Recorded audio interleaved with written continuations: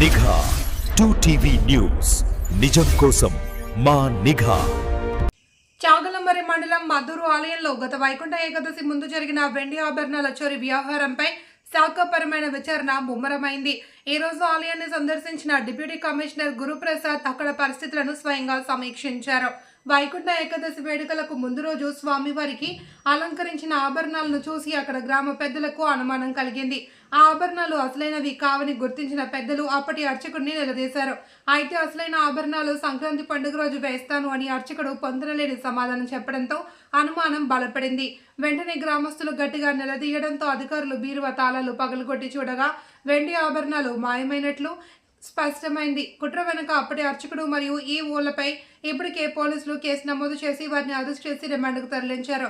ఈ ఘటనపై deputy commissioner మాట్లాడుతూ విజయవాడ దేవాదాయ శాఖ కమిషనర్ ప్రత్యేక ఆదేశాల మేరకు తాను విచారణకు వచ్చానని, ఆలయ పవిత్రతను దెబ్బతీస్తూ స్వామివారి ఆభరణాల చోరీకి పాల్పడిన వారిపై కఠిన చర్యలు తీసుకుంటాము అని విచారణ నివేదికను ఉన్నతాధికారులకు అందజేస్తామని ఆయన స్పష్టం చేశారు.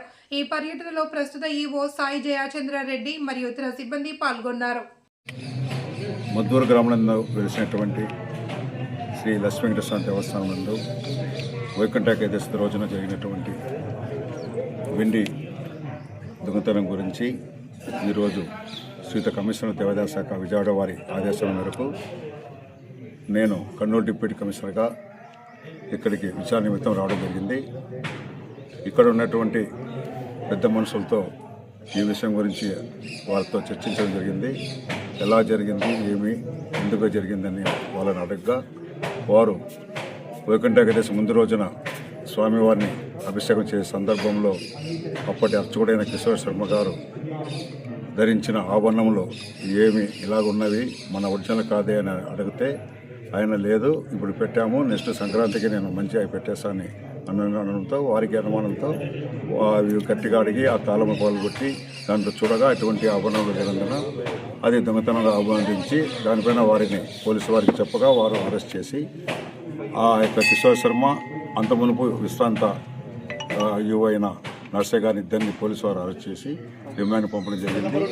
ఆ విషయం కూడా పోలీసు వారు ప్రెస్కు కూడా అవి దొరికినాయని, అవి ఆభరణాలుగా లేవు, ఒక ముద్ద రూపంలో ఉన్నాయి, దొరికినాయని చెప్పడం జరిగింది. వాటిపైన పూర్తి సమగ్రంగా ఈరోజు నేను రావడం జరిగింది.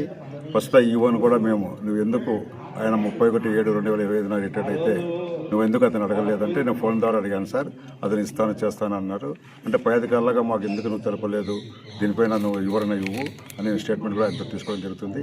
అతను ఖచ్చితంగా మా అధికారులకు తెలియజేయాలి, అతను కూడా మేము విచారణ చేస్తాము. ఆ విచారణ వెంటనే పూర్తి వివరంతో కూడిన నివేదికను కూడా మా పై అధికారి శ్రీత కమిషనర్కి మేము పంపడం జరుగుతుంది.